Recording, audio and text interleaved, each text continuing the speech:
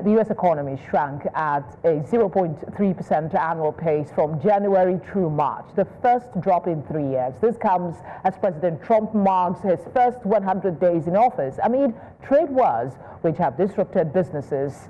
First quarter growth was slowed by a surge in imports as companies in the United States tried to bring in foreign goods before Trump imposed massive tariffs.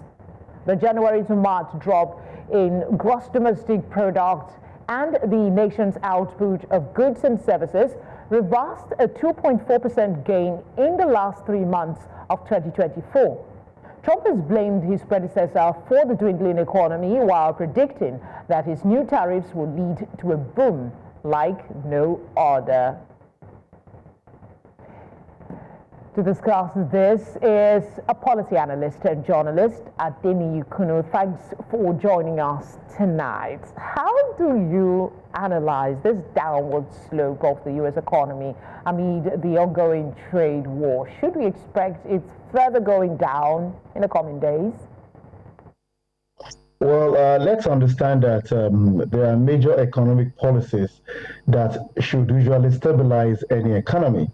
And in the absence of stabilized economic policies, you'd have the kind of turmoil that the United States of America has put itself right now. Now, the Trump administration is in focus right now. And the 4 key things for me: number one, there's been reduced GDP rates. We have decreased business investment. You have rising inflation and, of course, retaliatory tariffs. Now, these things are actually offshoots of Donald Trump's decision on April the 2nd that they called Liberation Day to actually increase the tariffs for goods coming in, especially from China and other countries. On the one hand, it has impacted negatively the economy of the United States of America.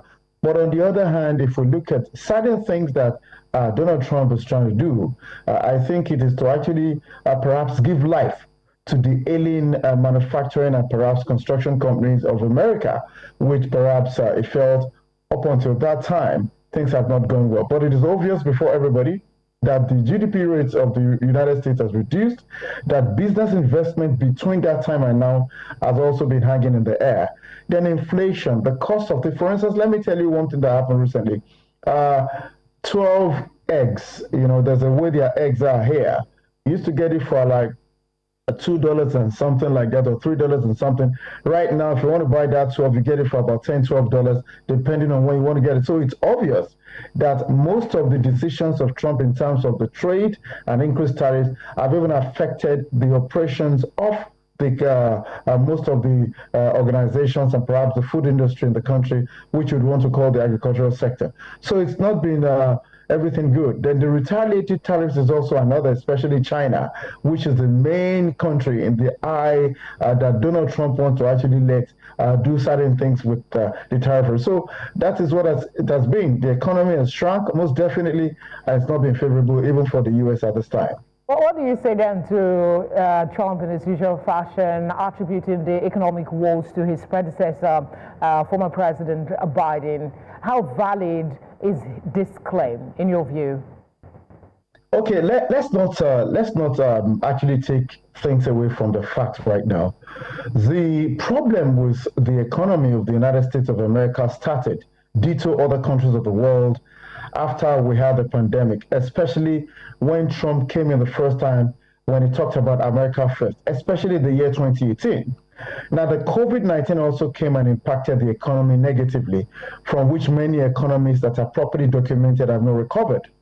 But let us also say that Donald Trump may be right in certain areas because, number one, the focus shifted from the economy to immigration under Biden.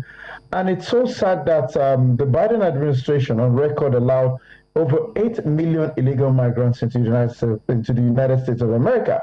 Now, when you have 8.45 million people that are actually illegal coming to your country, they come with lots of baggage. Number one, you look at the economy of the country, you look at things like food stamps, you look at certain provisions made for them, because when people come into your country and they seek asylum, there are certain international signatories to which you are part of that will require you to make certain provisions for them until the time you either tell them to go back to their country if it's safe, or you make temporary provisions for them to get certain jobs.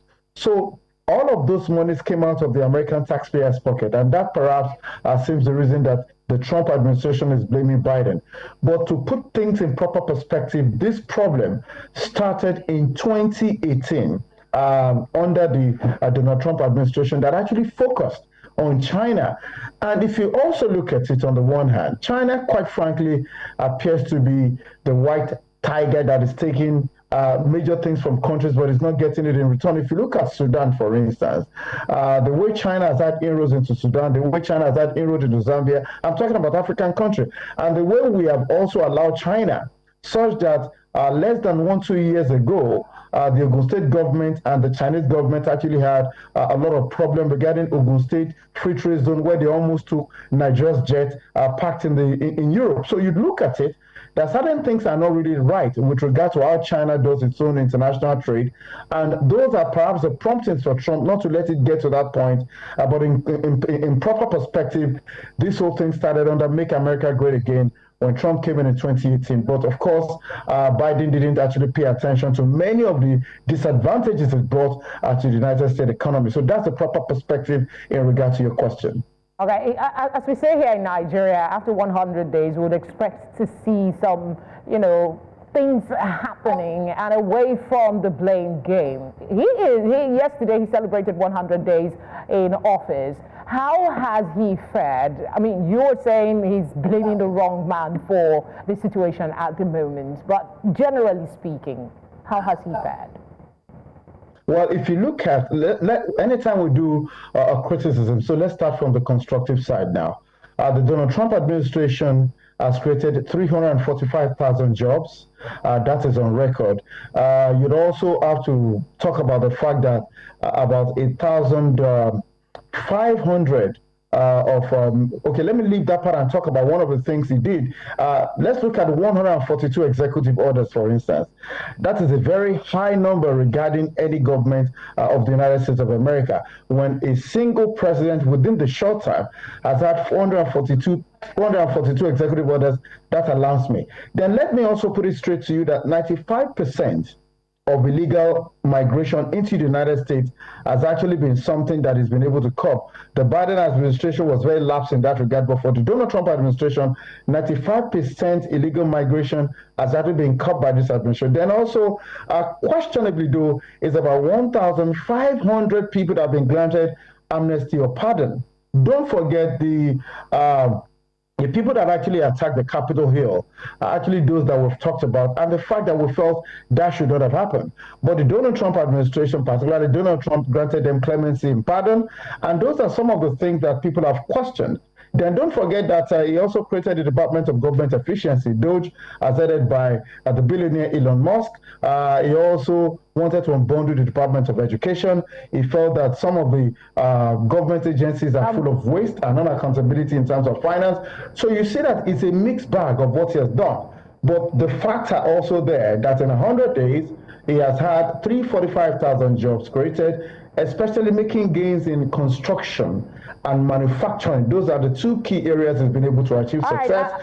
Then also do not forget, yes, please. I know there's so much to talk about, but quickly, in 30 seconds, if you can, what would you suggest needs to change in Trump's approach if he is to turn things around? Well, the point is he has to remind himself that international policies and trade do not oftentimes go unparalleled. It is for you to ensure that you create room for the adjustment you intend to achieve. For instance, you cannot use trade to actually show that you are the stronger of both parties. You have to use trade to actually build bridges. So it is obvious that China may not be the best behavior when it comes to how we trade with the United States of America, but the US also must understand that jobs are being lost. Politically, the ratings are stanked. In November of this year, they're going to have midterm elections. So he has to have what I call a panoramic view of the implications of his action and begin to see the opportunities to join rather than war. With that, the U.S. can gradually get back its body language, which we know is the world power that we understand it to be, please. A good place to pause. Thank you, as always, for speaking with us. Thank you for the opportunity to speak with you. I appreciate it. Thank you.